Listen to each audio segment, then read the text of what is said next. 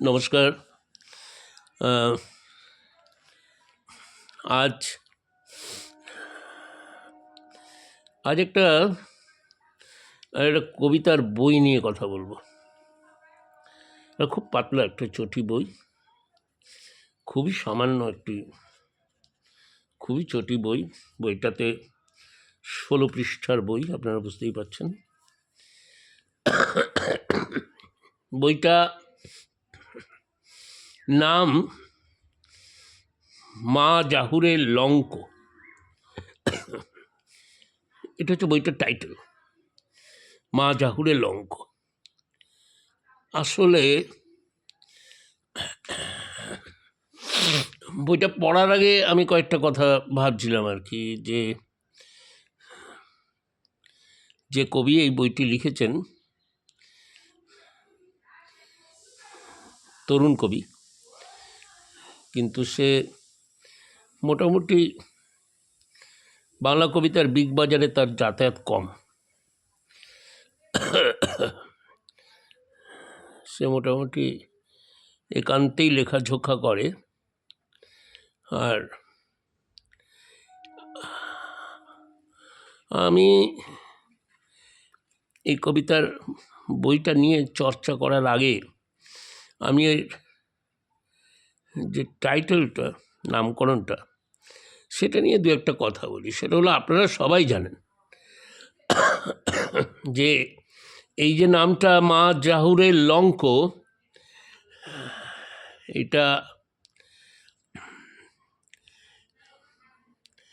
চর্যাপদের একটি বিখ্যাত চরণ, তারই অংশ। এর অর্থ অর্থাৎ দূরে লঙ্কায়, বা বলা যায় দূরে বা বাইরে যাবার প্রয়োজন নেই।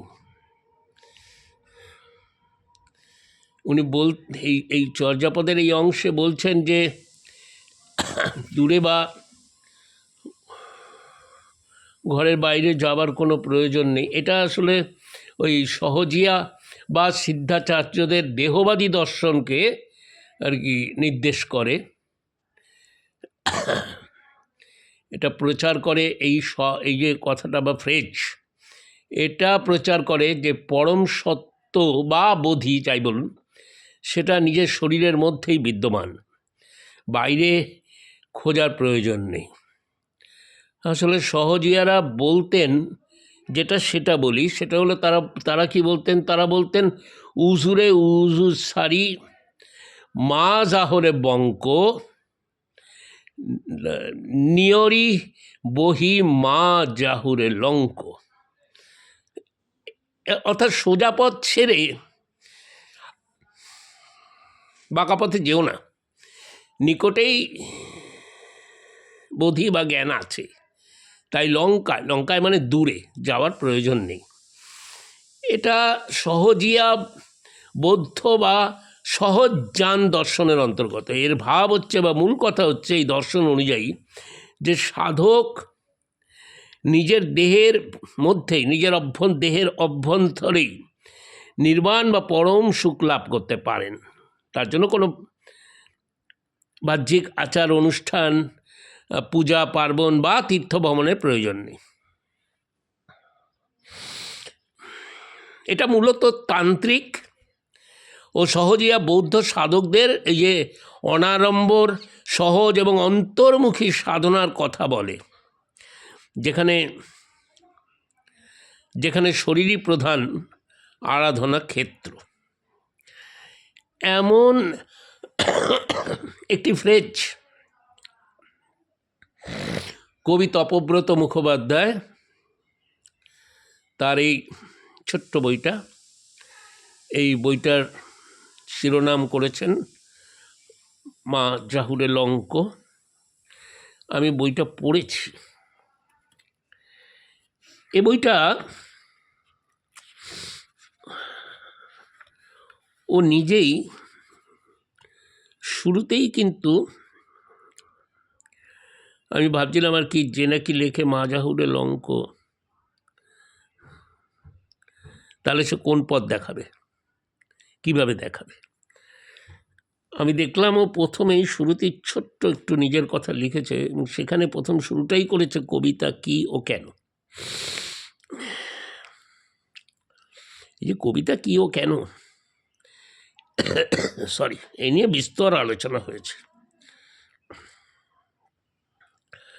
ও লিখেছে, আমি ওর থেকে একটু কোট করে আপনাদের শোনাচ্ছি, ছোট্ট কোট করে। ও লিখেছে, বহুকাল ধরে পাওয়ার অতিরেকে না পাওয়ার কথা চাপা পড়ে গেলে মাটি ফুঁড়ে উঠে আসতে চায়। সেই চাওয়ার ফল থেকে জমে ওঠে এখনকার কথা। সেই কথা সকলের, যারা নরম স্বরের মানুষ তাদের যতটা, যারা কর্কশ তাদেরও ততটাই। যা বোঝা যাবে তার চেয়ে অনেকটা না বোঝা যাবে হয়তো, কারণ খুব খিদে পেলে অনেক সময় খিদের বোধ চলে যায়। আমাদের খিদে বিশ্বগ্রাসী, অথচ তার খুঁতকুরোটুকু পেলে আমরাই ঈশ্বর হতে পারতাম। এই ধরনের একটা ফিলোসফিক্যাল অ্যাটাচমেন্টের মধ্য দিয়েও কবিতা এই লেখা শুরু করলো। এবং সরাসরি কবিতা সেটা একটু বইয়ের পাতা কয়েকটা উল্টালে পাওয়া যায়, কিন্তু ওর যে ফিলোসফিক্যাল স্ট্যান্ডিং, ওর যে মনস্তত্ত্ব, আমি বেশি বলবো না, আমি একটু একটা জায়গার কথা বলছি। ও লিখেছে, অর্থাৎ মানুষের এই যে পঞ্চেন্দ্রিয়, এই পঞ্চেন্দ্রিয়ের চাহিদা, ও এক জায়গায় তো নিজেই বলেছে যে আমরা সর্বগ্রাসী। আমি ওর থেকেই পড়িও লিখছে, একটা আগুনের আঁচের মতো পুড়তে চাওয়ার পিছনে ক্ষোভ নেই, মুক্তির ভাবনা আছে। পরের লাইনটা দেখুন, ডানা ছিঁড়ে দিলেও মৌমাছির যেমন মধু পাই শখ যায় না, এরপর একে একে পা ছিঁড়ে ফেলে শরীরটা ফেলে রেখো। হুল নেই, বিষ নেই, সবটা না পাওয়া নিয়ে একটা পাবার চেতনা এত প্রবল জাগরুক, যেন এত পাওয়া এর আগে সম্ভব ছিল না।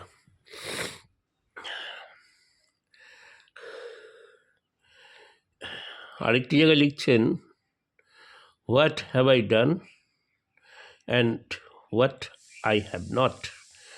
এইখানে বলতে এসে একটু সরে গিয়ে ও বোঝাবার জন্য অসাধারণ একটা জায়গা বলেছে প্রথমবারের যৌনতা।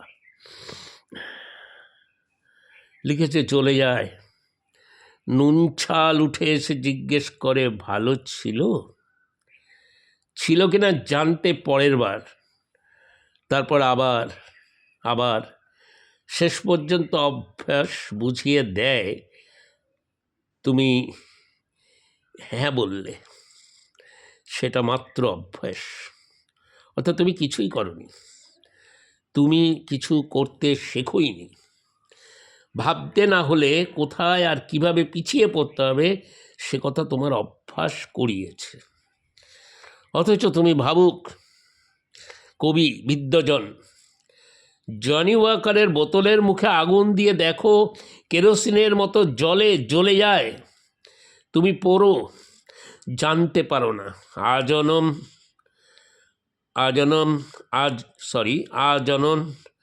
আজনম মূর্খ হয়ে কি উৎসাহে পয়দা করো ফের। আপনি দেখুন, এই যে আমাদের পঞ্চেন্দ্রিয়ের যে কার্যক্ষমতা, যার জন্য মানুষ বারবার এসে এক গর্তের মধ্যে ঢুকে পড়তে চায়, এটা একটা একটা ভয়ঙ্কর অবস্থা। এবং ও লিখছে,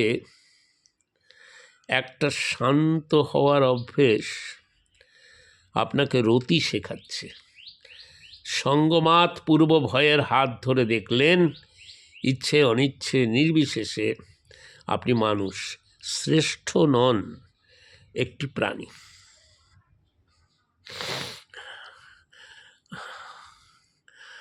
আমি ওর এই সমস্ত লাইন নিয়ে আমরা কথা বলতে পারি।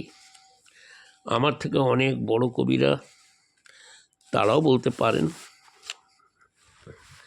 মহতী কবিদের ভাবনা চিন্তায় উঠে আসতে পারে। আমি ওর একটি কবিতার একটু জায়গা পড়ে শেষ করব। কবিতাটার নাম একটি নেহাত মেয়েলি কবিতা। ও সেখানে লিখছে,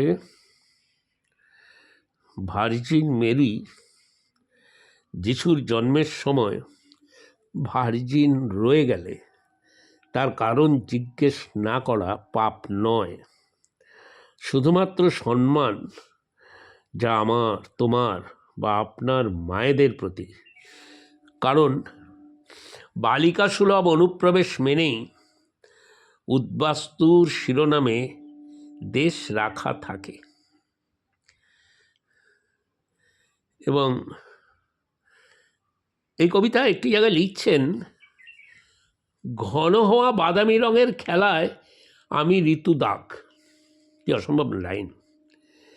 তুমি ন্যাপকিন হতে পারো। যেভাবে যতটা সহজ নিজেদের মাঝে খেয়ালে বদলে নেব চরিত্রেরা, অথবা খেয়াল বদলাবে শুধু চরিত্র শোবে বিছানায়, ডাক দিয়ে বলে যাবে কতদিন চুপচাপ থাকলে ভার্জিনিটি হারানো কথাটা খুব ন্যাকা ন্যাকা শোনায়। আমার ভালো লেগেছে এবং এই বইটি অনেকক্ষণ পড়ার দাবি রাখে, আলোচনার দাবি রাখে। বইটি খুব একটা দামও নয়। আমি দেখাচ্ছি আপনাদেরকে বইটা, 50 টাকা দাম, খুবই সামান্য দাম করেছে। বইটা করেছে আলু পৃথিবী প্রকাশাত, শুভদীপের করা বই। শুভদীপ আসলে এই মুহূর্তে শুভদীপ তো তার ওয়াইফ অসুস্থ আমি শুনেছি। তো শুভদীপ সেন শর্মা ও এই বইটা করেছে। বইয়ের বানান, বইয়ের আপনার যেটাকে আমি বলবো যে এটাকে ডিসপ্লে করা, যেভাবে সুন্দর করে ডিসপ্লে করেছে, আমি জানি না এটা শুভদীপ করেছে না তপব্রত নিজে করে দিয়েছে, এটা জানি না।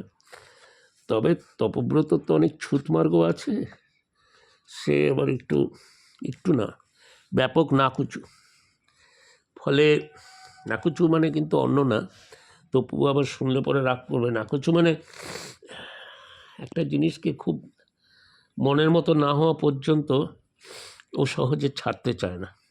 আপনারা দেখুন এই যে বইটা আমি দেখাচ্ছি আপনাদের, হ্যাঁ এটা তো উল্টো হয়ে গেছে বইটার নাম হচ্ছে মা জাহুরে লঙ্ক, তপব্রত মুখোপাধ্যায়। 50 টাকা দাম। আপনারা বইটা সংগ্রহ করতে পারেন, নাও করতে পারেন। বইটা নিয়ে আমি চাইব বইটা নিয়ে কথা হোক। ভালো লেখার ইচ্ছা তপুর আছে, এটা আমি বুঝতে পারি। বয়সে তরুণ তপু। আজ আমার শরীরটা খারাপ, তবু আমি করলাম ভিডিওটা। আপনাদের সকলকে থ্যাংক ইউ, ভালো থাকবেন।